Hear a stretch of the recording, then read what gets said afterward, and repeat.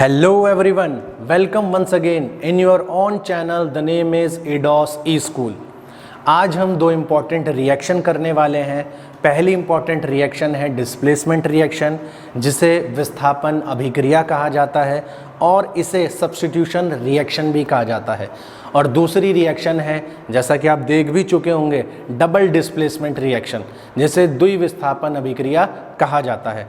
तो displacement reaction या double displacement reaction करने के लिए कुछ केमिकल, कुछ सॉल्यूशन मैंने यहाँ पे लिए हैं, ताकि आप इसे प्रैक्टिकल के माध्यम से और आसानी से सीख सको और अच्छे से आपको ये क्लियर हो जाए। तो स्टार्ट करते हैं डिस्प्लेसमेंट रिएक्शन। सबसे पहले इसकी डेफिनेशन की बात करते हैं। डिस्प्लेसमेंट रिएक्शन में होता क्या है, देखिए। इन दिस रिएक्शन क्या होता है कि जो भी आपका हाईली रिएक्टिव या मोर रिएक्टिव एलिमेंट होता है, वो लेस रिएक्टिव एलिमेंट को डिस्प्लेस कर देता है उसके कंपाउंड से। यहाँ पे एक एलिमेंट और एक कंपाउंड के बीच में रिएक्शन होती है और एलिमेंट कंपाउंड में से लेस रिएक्टिव एलिमेंट को डिस्प्लेस कर देता है और उसकी जगह अपना कंपाउंड बना देता है। इसी को कहते हैं डिस्प्लेसमेंट रिएक्शन। डेफिनेशन हम इसकी ऐसे कह सकते हैं, those reaction in which more reactive element can displace a less reactive element from its salt solution are called displacement reaction। तो इसके लिए मैंने यहाँ पे सबसे पहले कॉपर सल्फेट लिया है। लास्ट टाइम हमने कॉपर और आयरन की रिएक्शन की थी, आप देख सकते हैं, लिंक आपको शेयर कर दिया जाएगा, जिसमें मैंने कॉम्बिनेशन रिएक्शन और डिस्प्लेसमेंट रिएक्शन दोनों करके दिखाई थी। अभी डिस्प्लेसमेंट रिएक्शन और डबल डिस्प्लेसमेंट रिएक्शन करते हैं और दोनों नए एग्जाम्पल से करते हैं। और यहाँ पे कॉपर मैं यूज़ कर ही रहा हूँ, साथ में जिंक ग्रैन्युअल्स। देखिए एक बार जिंक ग्रैन्युअल्स आपको दिखा देता हूँ होते कैसे हैं। ये जिंक ग्रैन्युअल्स होते हैं। इसमें से मैं दो जिंक ग्रैन्युअल्स को कॉपर के साथ रिएक्ट करवाऊंगा, फिर आप देखेंगे कि किस तरीके से रिएक्शन होती है। पूरी वीडियो देखिएगा। आपको रिएक्टिविटी सीरीज मैं एक बेहतरीन न्यूमेरिक्स तरीके से सिखा रहा हूँ, आपको ज़रूर रिएक्टिविटी सीरीज भी याद हो जाएगी। ये देखिए कॉपर सल्फेट सॉल्यूशन मैंने ले लिया है, इसमें मैं जिंक ग्रैन्युअल्स को मिला रहा हूँ।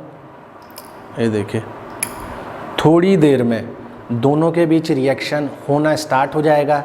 जैसे कि पहले भी बताया है, मोर रिएक्टिव एलिमेंट जिंक है, लेस रिएक्टिव एलिमेंट कॉपर है। कॉपर को डिस्प्लेस कर देगा और जिंक सल्फेट बना देगा और प्लस कॉपर। तो ये डिस्प्लेसमेंट रिएक्शन है। डिस्प्लेसमेंट रिएक्शन जब आप डेफिनेशन लिखेंगे एग्जाम्पल में, ये ज़रूर लिखिएगा। सेकंड जो इसका एग्जाम्पल है, अभी थोड़ी देर में हम इसे स्टडी करेंगे। जो सेकंड इसका एग्जाम्पल है वो मैग्नीशियम रिबन को मैं HCl हाइड्रोक्लोरिक एसिड के साथ रिएक्ट करवाऊंगा। ये मैग्नीशियम रिबन है। ये मैग्नीशियम रिबन थोड़ा सा मैं ले लेता हूँ। ये मैंने पीस ले लिया है मैग्नीशियम रिबन का। टेस्ट ट्यूब में थोड़ा सा डाइल्यूट एसिड मिलाएंगे। ये मेरे पास एसिड है और ये मैग्नीशियम रिबन है। Mg plus HCl will gives क्या बन जाएगा, मैग्नीशियम क्लोराइड प्लस हाइड्रोजन। ये देखिए मैं इसमें मिला रहा हूँ। ये देखिए किस तरीके से रिएक्ट हो रहा है, आप देख सकते हैं। और जो प्रोड्यूस हो रही है ये हाइड्रोजन गैस है। क्या है प्यारे बच्चों, हाइड्रोजन गैस। आप देख सकते हैं किस तरीके से मैग्नीशियम जो है रिएक्ट कर रहा है HCl के साथ। तो इस वाली रिएक्शन को भी हम डिस्प्लेसमेंट रिएक्शन कहते हैं। और आप ये एग्जाम्पल भी लिख सकते हैं, आसानी से आपको समझ आ गया होगा। और बाकी इक्वेशन मैं बता दूंगा आपको। डिस्प्लेसमेंट रिएक्शन तो समझ आ गई होगी। अब प्रॉब्लम ये आती है कि जो रिएक्टिविटी सीरीज़ है वो कैसे पता चले कि कौन सा एलिमेंट किससे कितना रिएक्टिव है। तो सबसे पहले रिएक्टिविटी सीरीज़ को याद करने के लिए मैं आपको एक तरीका बता रहा हूँ। एक निमोनिक्स है। निमोनिक्स आपको पता ही होगा क्या होता है। निमोनिक्स में शॉर्टकट तरीके से कोई पोएम है या कोई लाइन है, हम उसे दोहरा के कोई भी रिएक्शन या कई ऐसी चीज़ें जो हमारे एग्ज़ाम के हिसाब से इम्पॉर्टेंट हैं हम याद कर लेते हैं। एक एग्जाम्पल बताना चाहूँगा निमोनिक्स का। जैसे कि हमें याद करना है कि हमारी जो नेबरिंग कंट्री है पाकिस्तान, उससे हमारे इंडिया के कितनी स्टेट्स लगती है। तो निमोनिक है पंगुर राज। क्या है? पंगुर राज। प यानी पंजाब, और फिर जो सेकंड है गुजरात, थर्ड पंगु राज, रा से राजस्थान और ज से जम्मू कश्मीर। 4 स्टेट हमारी पाकिस्तान से कनेक्ट होती है। देखिए याद हो गया ना। वैसे ही एक निमोनिक्स है जिससे हम रिएक्टिविटी सीरीज याद रखेंगे। अब रिएक्टिविटीज जो सीरीज है इसमें जो मेटल है वो सबसे पहले मोर रिएक्टिव है, फिर लेस रिएक्टिव, यानी रिएक्टिविटी के आधार पर डिक्रीजिंग ऑर्डर में लगाया गया है। तो स्टार्ट करते हैं। तो आपको सबसे पहले हमारा पोटेशियम होता है, फिर सोडियम होता है, ऐसे याद करना है। काशी नाथ का माली आलू ज़रा फीके पकाता है क्योंकि HgAgAu। सबसे पहले क्या आ जाएगा हमारा? काशी यानी के पोटेशियम, काशी नाथ सोडियम, का कैल्शियम, माली magnesium, aluminium, zinc Fe iron, Pb lead, H hydrogen, फिर कॉपर क्योंकि Hg mercury, Ag silver, Au gold, और उसके बाद प्लेटिनम भी आता है। तो इस तरीके से हम रिएक्टिविटी सीरीज याद कर लेंगे। हाँ, अगर ये भी याद करने में समस्या है तो मैंने क्या कहा था कि आप वीडियो पूरा देखिएगा, आपको दोनों रिएक्शन समझ आ जाएगी।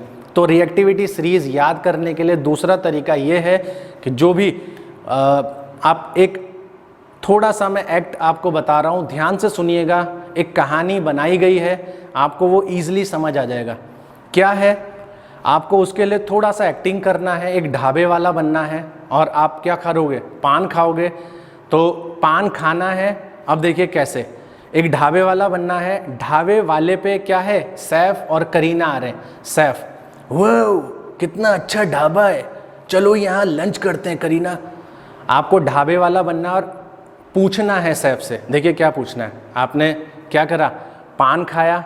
अब आपको बोलना है, करीना का मांगे?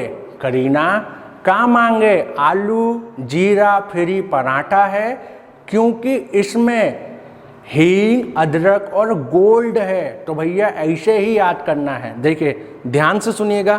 करीना का मांगे, क यानी कि पोटेशियम, क री से कुछ नहीं होगा, करीना ना से सोडियम। करीना का मांगे? का कैल्शियम, मांगे मैग्नीशियम। करीना क्या मांगे? आलू जीरा फ्री पराठा है, फ्री यानी कि Fe आयरन, पराठा यानी कि लेड, Pb पराठा है यानी कि हाइड्रोजन। फ्री पराठा है क्योंकि कॉपर, इसमें से कुछ नहीं बनेगा।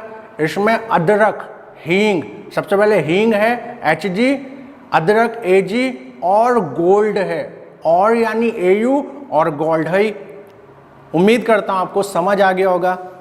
2 चीज़ें और याद रखनी है। गोल्ड आपको पता ही है, गोल्ड क्या होता है? सिंबल Au होता है। अगर आपसे पूछा जाता है वाइट गोल्ड किसे कहा जाता है, तो वाइट गोल्ड प्लेटिनम को कहा जाता है और ब्लैक गोल्ड पेट्रोलियम को कहा जाता है। तो ये था डिस्प्लेसमेंट रिएक्शन। अब हम डबल डिस्प्लेसमेंट रिएक्शन को सीखते हैं।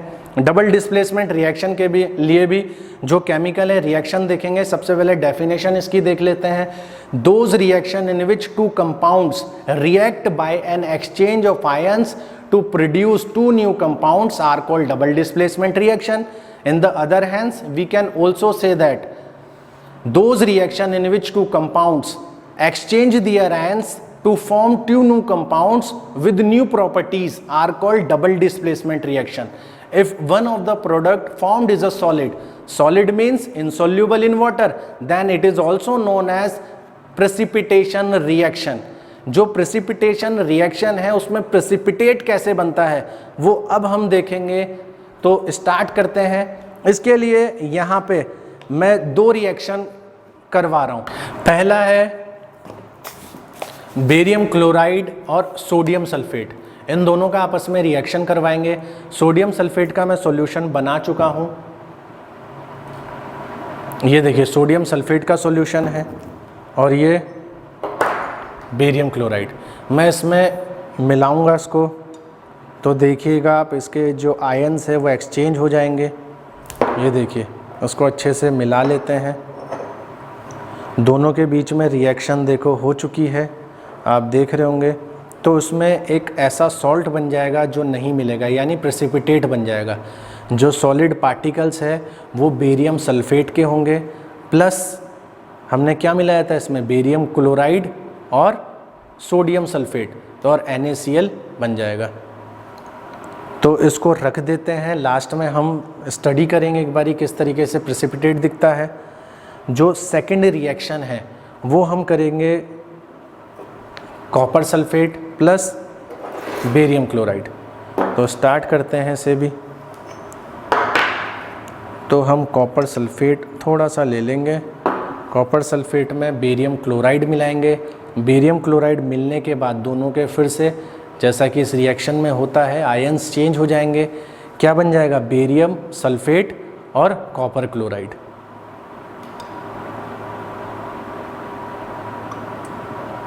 देखिए दोनों के बीच में रिएक्शन हो चुकी है।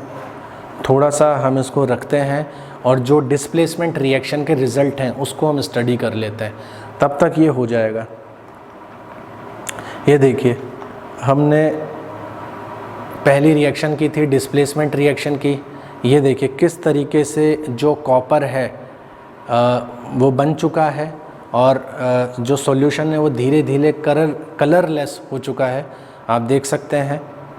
तो इसी को डिस्प्लेसमेंट रिएक्शन कहते हैं। ऑलरेडी बता चुका हूँ, रिएक्टिविटी सीरीज़ भी आपको समझ आ गई है, मुझे नहीं लगता कोई दिक्कत होनी चाहिए आपको। इसके बाद डबल डिस्प्लेसमेंट रिएक्शन में ये देखिए इस तरीके से प्रेसिपिटेट बनता है। रिएक्शन आपको मैं बता ही चुका हूँ, एक बार फिर से बता दूँगा। ये इसे कहते हैं सॉलिड पार्ट जो इनसॉल्युबल इन वाटर होता है। तो उम्मीद करता हूँ दोनों रिएक्शन आपको समझ आ गई है। अगर डबल डिस्प्लेसमेंट रिएक्शन में आपको एग्जाम्पल लिखने में दिक्कत हो तो एक एसिड और एक बेस यानी NaOH प्लस HCl दोनों को रिएक्ट करवा दीजिएगा, NaCl प्लस वाटर बन जाएगा। ये भी डबल डिस्प्लेसमेंट का एग्जाम्पल है। उम्मीद करता हूँ आपको वीडियो पसंद आई होगी। थैंक यू, जय हिंद।